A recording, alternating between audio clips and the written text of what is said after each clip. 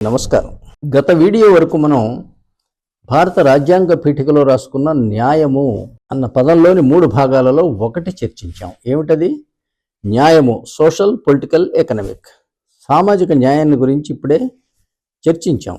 ఇప్పుడు పొలిటికల్, రాజకీయ న్యాయం భారతదేశంలో ఎలా జరుగుతున్నదో మీకు వివరిస్తాను. భారత రాజ్యాంగం ఆర్టికల్ మరియు 332 ఈ రెండిటి ప్రకారం షెడ్యూల్డ్ కులాలకు చట్ట వ్యవస్థలో రిజర్వేషన్స్ ఉన్నాయి. ఆర్టికల్ 330 కింద పార్లమెంట్లో, ఆర్టికల్ 332 కింద రాష్ట్ర చట్టసభలలో ఎస్సీ ఎస్టీలకు రిజర్వేషన్స్ ఉన్నాయి. అవి 20 సంవత్సరాలను అని ఆర్టికల్ 334 తెలియజేస్తోంది. అనగా 1950 నుంచి 70 వరకు. ఆనాటి నుంచి నేటి వరకు ప్రతి 10 సంవత్సరాలకు ఒకసారి వాటిని పొడిగిస్తూ వస్తున్నారు. ప్రస్తుతం ఇవి 2030 సంవత్సరం వరకు అమల్లో ఉంటాయి. అంతే తప్పి రాజకీయంగా రిజర్వేషన్స్ అనేవి భారతదేశంలో భారత రాజ్యాంగం కింద లేవు.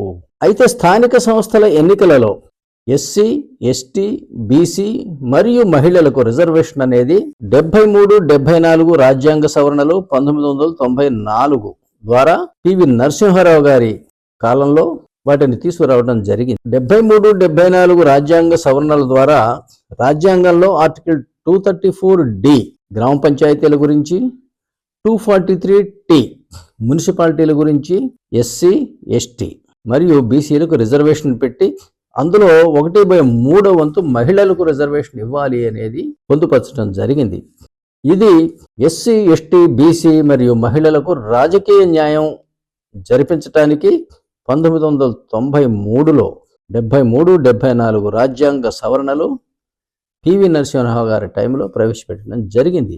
అవి 1994 నుంచి అమల్లోకి వచ్చాయి. ఇప్పుడు మనం రోజు చూస్తున్నాం బీసీలకు రిజర్వేషన్స్ అని. కానీ బీసీలకు కూడా రాష్ట్ర చట్టసభలు రిజర్వేషన్స్ కల్పించవచ్చు అనేది క్లాజ్ 6, 243D మరియు 243T ఈ అధికరణాలలో clause 6.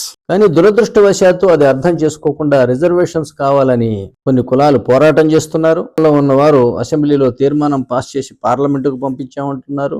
Article 243D and T clause 6 ప్రకారం ఏమిటి అంటే, తాము ఇవ్వదలుచుకున్నంత రిజర్వేషను ఇచ్చివేసే హక్కు రాష్ట్ర చట్టసభలకు ఉన్నది. నేను ఆర్టికల్ 243D మరియు Tలో ఉన్నవి మాత్రమే చెబుతున్నాను. అంతేగాని నిజానికి అలా ఇవ్వవచ్చా, అది రాజ్యాంగబద్ధమా అంటే నా అభిప్రాయం వేరు. ఏ రకమైన రిజర్వేషన్స్ అయినా కులాల పేరుతో ఇవ్వడానికి వీలు లేదు అని Champakam Dorairajan versus state of Madras అనే కేసులో సుప్రీంకోర్టు 1951లోనే చెప్పడం జరిగింది. అయితే ఉద్యోగాల్లో రిజర్వేషన్ కల్పించడం కోసం నెహ్రూ గారు రాజ్యాంగానికి మొట్టమొదటి సవరణ 1951లో పెట్టి ప్రభుత్వ ఉద్యోగాలలో తగినంత ప్రాతినిధ్యం లేని కులాలకు రిజర్వేషన్ ఇస్తే తప్పులేదు అని పెట్టారు. అంటే మీరు అర్థం చేసుకోండి, రాజ్యాంగంలో కులం ఆధారిత రిజర్వేషన్స్ లేవు. కానీ ఇవి నెహ్రూ గారు పెట్టిన మొట్టమొదటి సవరణ, అవే ఈనాటికి కొనసాగుతున్నాయి.